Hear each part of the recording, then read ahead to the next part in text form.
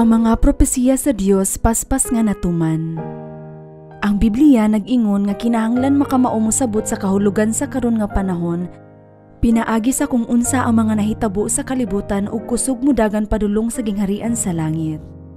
Ang pagbasa ug pagpaminaw sa mga pulong sa propesiya kay importante. Apan ang pagtuman niini mao ang labing importante. Panalanginan kamo kun inyong tumanon ug buhaton ang bisan unsa nga gisulti sa Dios.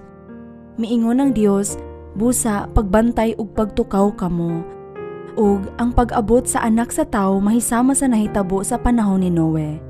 Sa panahon ni Noe, ang mga katawhan ngilad ug daotan kaayo, mao nga gilaglag sila sa Dios ug giluwas lamang ang pamilya ni Noe. Sa dihang gisultihan sa Dios si Noe, magpadala ako og ulan ug lunok, busa paghimo og arka ug sulod niini uban sa mga tawo ug mga mananap. Si Noe misunod sa pulong sa Dios uban ang pagtuo ug isip resulta siya ug ang iyang pamilya naluwas. Sa matag higayon nga adunay kasamok o kalaglagan, si Amahan nagpahibalo kaninyo sa dapit nga dalangpanan. Sa panahon sa Sodoma o Gomora, sa dihang gusto sa Dios nga laglagon ang mga daotan, pinaagi sa kalayo tungod sa ilang hilabihang pagkadaotan. Si Lot ug ang iyang mga anak nga babay naluwas pinaagi sa pagdagan ngadto sa Zoar, ingon sa gisugo sa anghel. Sa panahon sa pagkalaglag sa Jerusalem, ang Dios nagpropesiya dili lamang mahitungod sa kalaglagan, kundi mahitungod usab sa dapit nga dalangpanan.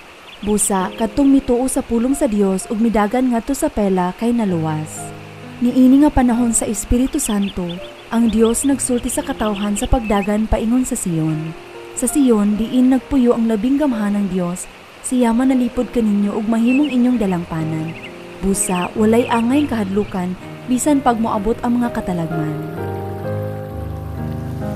Ang saad sa Dios nga inig-agi nimo sa kalayo dili ka mapasok, o dili ka malumos sa tubig kay nakasulat sa Biblia.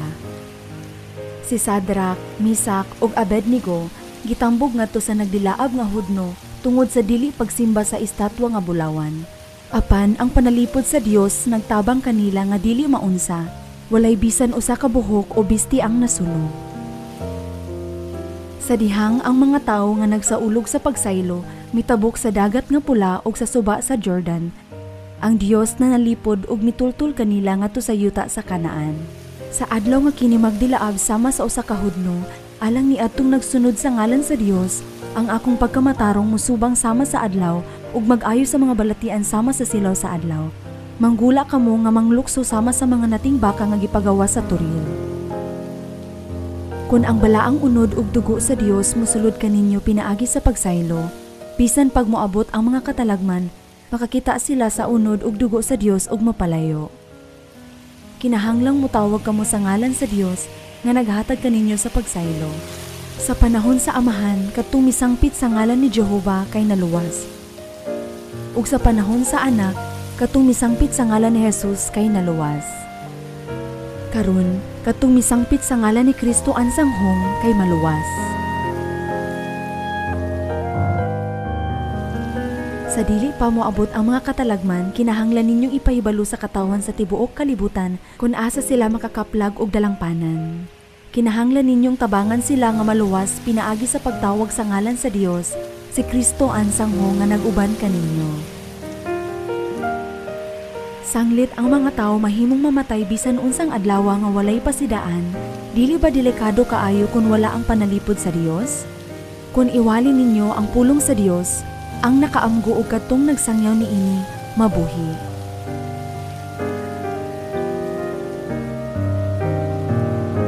Daghan ang nagmalampuson sa ngalan sa Dios.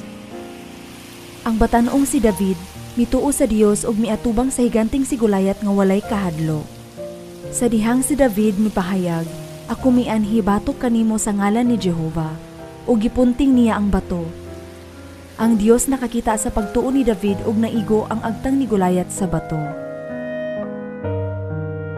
Tungod kay ang Dios nag-uban kaninyo, wala kamoy angay kahadlukan. Isangyaw kining bililhong pulong sa kinabuhi sa tibuok kasing-kasing. Pagkanindot sa mga tiil sa nagwali sa maayong balita, ug ang mga ngabil nga nagdala og malipayong balita. Palihog mahimong sama ni atong matahom nga mga ngabil ug tiil. Tungod kay si amahan miingon, ayaw ipaniguro ang bahin sa ugma. Palihog dad-adayon ang makaluluoy nga mga kalag ngadto sa paginulsol ug dad-a sila ngadto sa Sion, aron kamo makapahimuot kay amahan. Hinaot nga makugihon ninyong higugmaon ang inyong mga silingan ug maggiya og daghan ngadto sa kiliran sa Dios, aron makadawat kamo og daghang panalangin ug ang inyong mga ngalan mo sidlak sama sa mga bituon sa gingharian sa langit hangtod sa kahangturan.